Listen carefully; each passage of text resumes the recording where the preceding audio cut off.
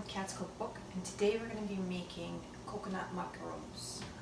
So some ingredients that we have, and don't worry about writing this down, it's going to be all on my website, catscookbook.com, so you can go ahead and reference back to that. So we're going to need 14 ounces of sweetened shredded coconut, 14 ounces of condensed milk, also sweetened.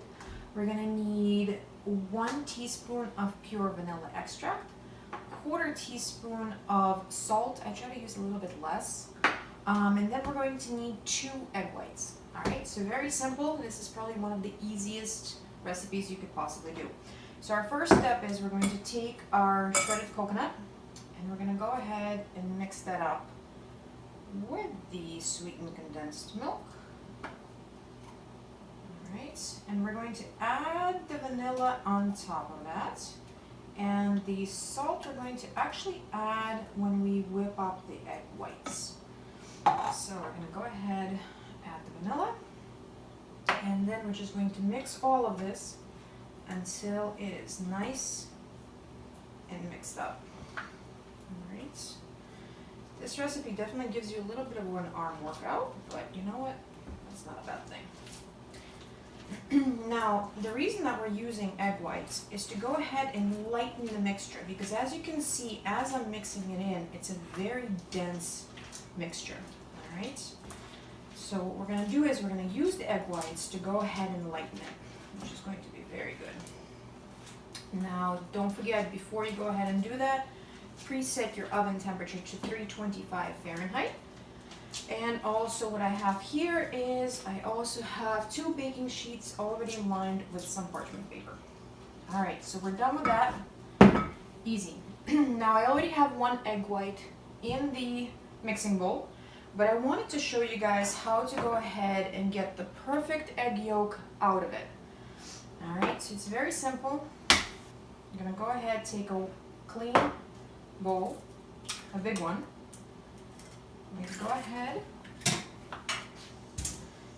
put the whole entire egg in there, and then you're going to take it with your fingers, just gently, like a little claw basically. You're going to go ahead, take it out, and let all that white come off. What I also like to do is I try to kind of put it in between the hands, and there you go. Easy, right? Couldn't be easier.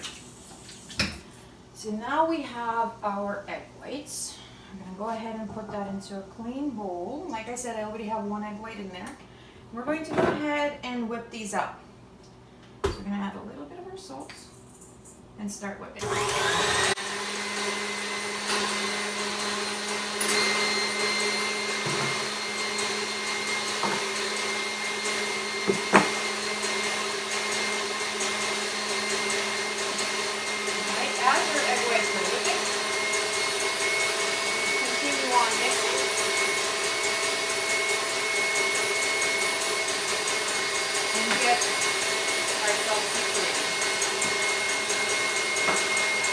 Alright, so they're almost done.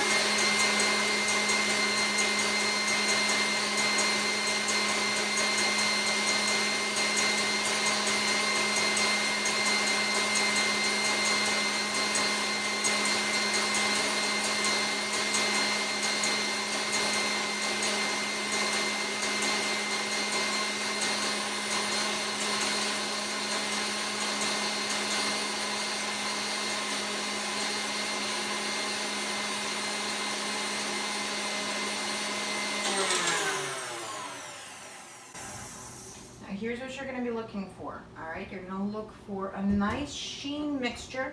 You don't want to over whip the eggs because they're going to be too hard, and then it's just kind of takes away from the fluffiness of the whole entire situation. But what you are looking for is something along these lines. See how they stand up on themselves, but they're not exactly that hard peak type of deal that you would have had if you had added sugar to it. So now we're going to go ahead and fold them in. Now there's a major difference between mixing and folding. When you're mixing, you're just taking it and doing whatever you want with it. When you're folding, what you're going to do is you're going to take a small amount And then you're going to go ahead and take your spatula, put it straight down in the middle, and fold it over gently. You're going to continue on doing that, meanwhile at the same time twisting your bowl around.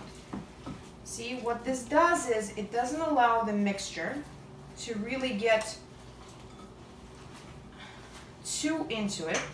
And what it does is it also allows it to be folded gently into it without deflating the eggs. So we're going to continue on doing that up until our mixture is absolutely perfect.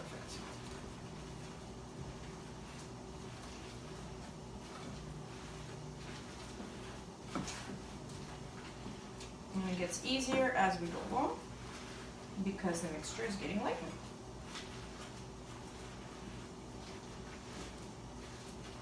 And what you're looking for is basically, you're going to be looking for mixing it in until you see no white specks.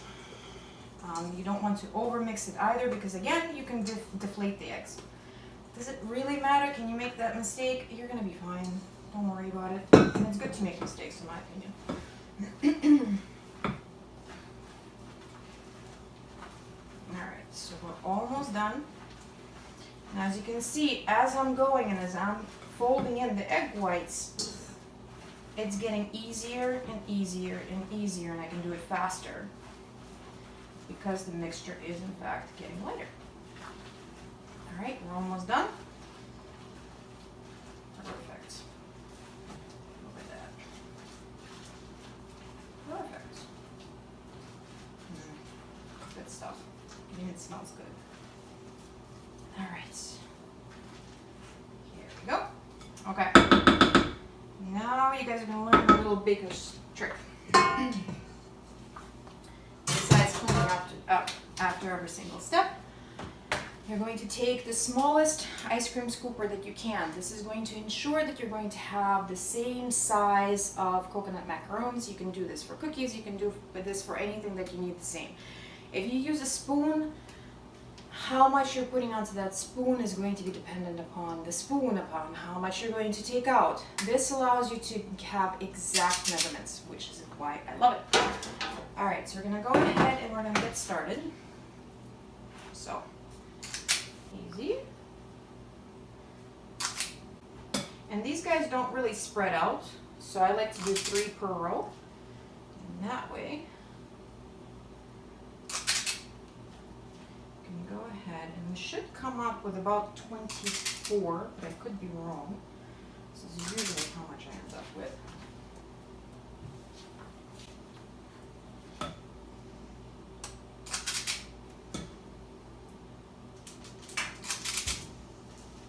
And it's okay if they're a little bit messy, because you want that home cooked feeling to it, right? Nothing bad is going to happen. We're going ahead and do that. Alright, almost done with one. So I make these all the time, and this particular batch is actually going to be made for my yearly Christmas gifts that I send out to some of our friends. Well, not Christmas, but holiday gifts. So every single holiday season, I'll pack up a box. It might be cookies, it might be coconut macarons, it might be biscotti. It all depends on what I'm feeling like. And I'll also ask my son, see what he wants to bake too. And we'll go ahead and bake them together.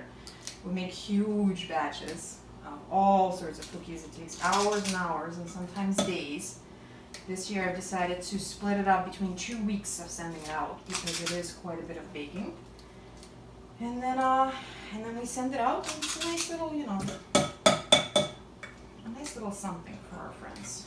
Because everybody's working so hard, and nobody really takes the time nowadays to stop and appreciate the people that they have in their lives. And I think it's a great excuse to also bake and not have to gain all those pounds. You can split it up and share it. Alright, so if my calculations are correct, well, I don't know if that can count as one, but hey, why not? So now we have 24, and we're good to go. So what we're gonna do is, now normally when you're baking cookies, you wanna do 1 sheet per oven, right? These ones are not as bad. What I do is I put both sheets, one on the lower rack, one on the upper rack, and then I just switch them halfway through. So what we're gonna do is we're gonna put these guys into the oven, and we're going to let them bake for 25 to 30 minutes. So we're gonna go ahead and do that, and I will see you in just a little bit. Hang on tight, and we'll go ahead and get to taste them. Hey guys, I'm back. Alright, so as you can see, our coconut macarons have baked. I've ended up baking them for about 27 minutes, and they have now been cooling for about a half an hour. They are absolutely perfect, delicious, and wonderful. I'm going to let them cool off for just a little while longer, and then what's going to happen is I'll just, you can do a number of things with them, of course, but what you can also do is just tamper some chocolate and dip them into the chocolate, so that way you have a nice chocolatey bottom, or you can just eat them as is. They are absolutely delicious. So I hope you've enjoyed this recipe.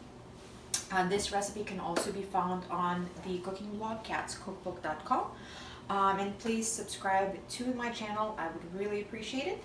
And I'll see you guys later. Thanks so much for watching.